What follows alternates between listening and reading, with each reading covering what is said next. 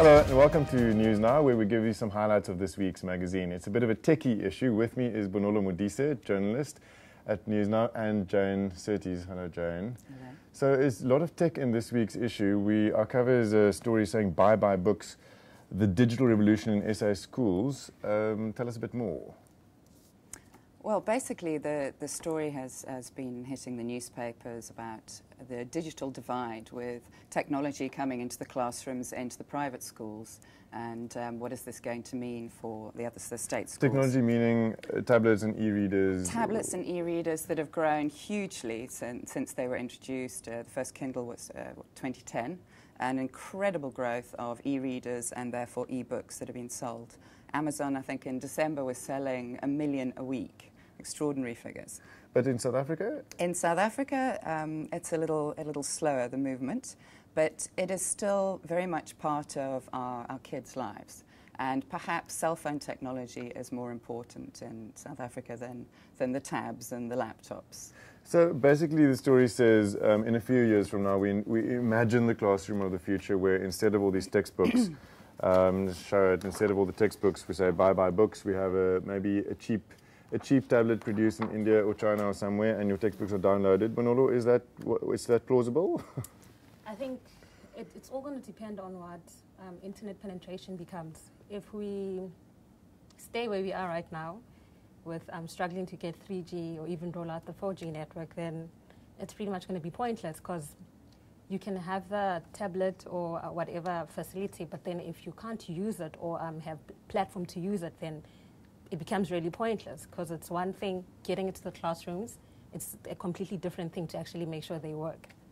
So if all of us have a 300 Rand tablet in 10 years from now, what are the challenges we're looking at in terms of ease of use or training? When teachers, will they know how?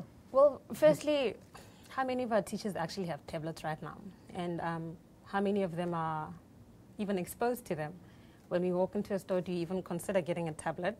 And do you even care to actually get a tablet?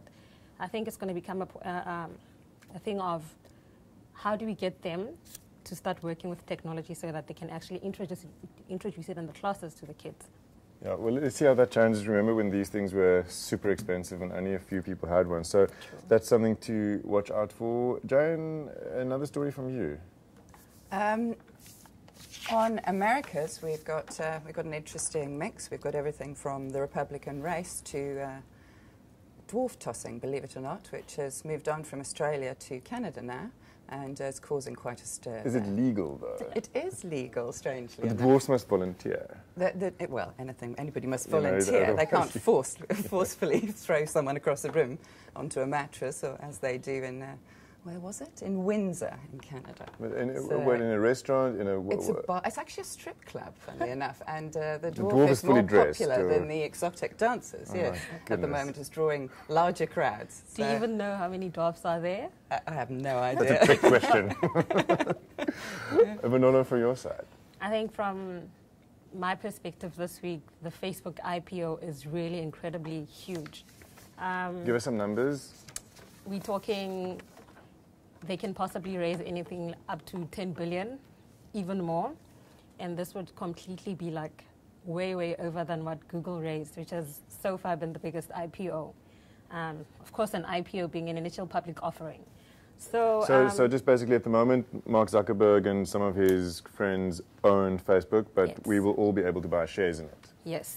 If it's true what they're saying about him having filed this Wednesday, then come May, everyone's going to have a fair chance at it. Well, probably not everyone, but I mean, if you're in the US right now and you are friends with friends who are friends with people, then yes, you'll have a shot at getting a share at Facebook. And it's really a big deal because it's expected to be the biggest IPO that's happened in the US, tech-wise. And I'm sure Google's like red with envy, because everyone's now talking about Facebook and where the future of Facebook is going.